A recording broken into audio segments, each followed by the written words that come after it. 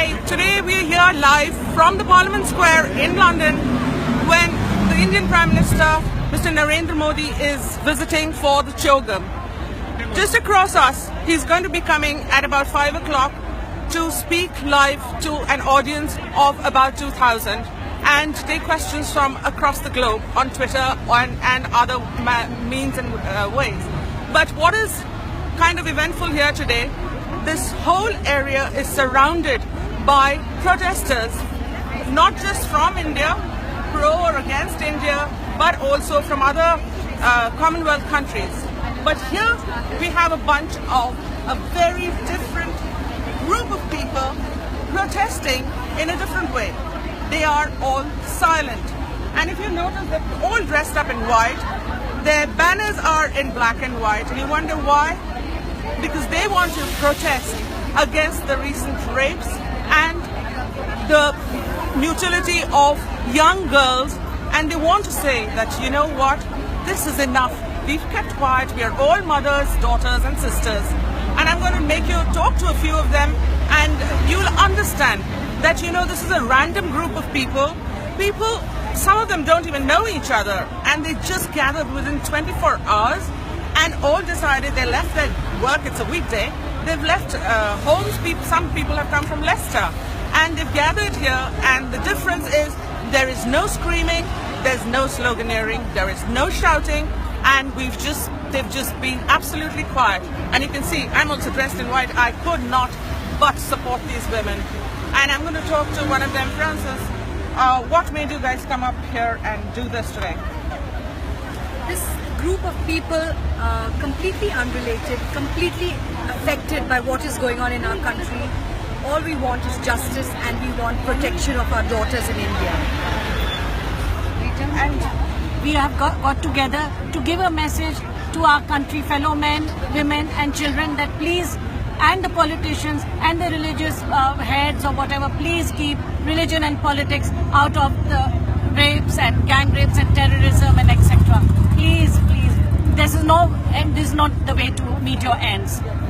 And I think what the poignance of this is that often in wars and religious conflicts, women's bodies are used, and they're wanting to make that, you know, pronouncement that don't use our little daughters for anything, for any purpose, for any gains, for any evil thoughts, or, you know, any nefarious intent.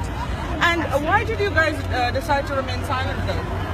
Because we wanted a justice. We were looking for a justice for our daughters. It's a very sad moment. A sad moment for us. Grieving. And we believe in non-violence as well. That is one of the reasons why we are silent. We just want to make a protest, and we want the government to take action, and also that the common man should not suffer. The main thing is that we want justice for our daughters. We want justice. We want justice. We want justice. We want justice. And I also wanted to ask this lady why there is no sloganeering. No, we just want to maintain a dignified silence to get our point across. I think everyone knows what is happening in India. All the Indians in England know, and we just want to support all the Indians in India that are doing the same protests and have done so, that we also know what's going on. We are aligned with you. We want Prime Minister to take action over this, not just listen to our speeches. And what they're asking exactly for is swift justice. Justice delayed, as she said, is justice denied. So what they want, especially in these cases, which are gruesome, horrific for minors, it is important that justice is immediate and it should be seen, not go into courts for years and years endlessly. And that is why they feel that even after the Nirbhaya case, where the Verma Commission came in and we had a lot of hope. And this time again it's happened, and the Nirbhaya case, the perpetrators are still there. So I think there is a bit of a frustration building up amongst all people, because after all they do come from India. They may be settled here, but their roots are in India, and they travel to India very often, and they still believe it's their main home. Why have you guys, you all have decided to leave your work and come here? Did you kind of face any opposition taking the stand today? not really opposition, but of course everybody was in a doubt how to portray this thought and emotion.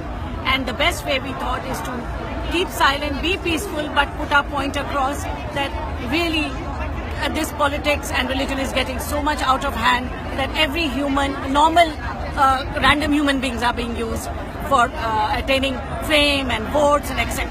So as British citizens, all of us living here for 35, 36 years, we thought we need to put our point across, which I hope we can, in a peaceful protest. There's nothing against anybody, there's nothing, but it's just against this that somebody needs to secure the country to these kind of atrocities.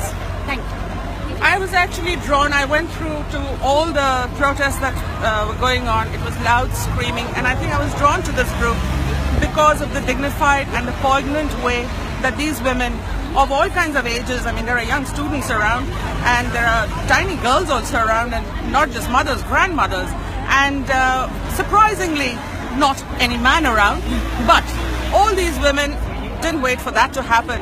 They've made a point, and a very poignant and dignified point is that no more violence against women, be it any reason, whether it's war, politics, religion, anything, but no violence against our little daughters.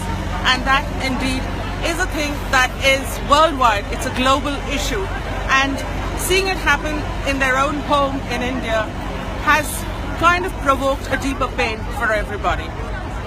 That's us live from the Parliament Square in London, and now we'll be waiting for Mr. Modi's great evening with the Indians here and all over the world.